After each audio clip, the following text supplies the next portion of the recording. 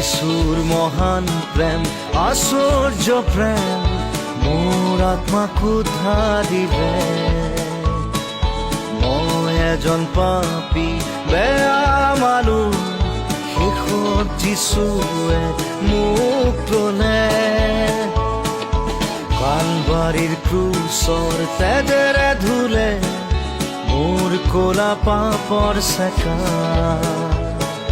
নতুন জীৱন মই যিশুত পালো, অনন্ত জীৱনৰ ভাগী হলো।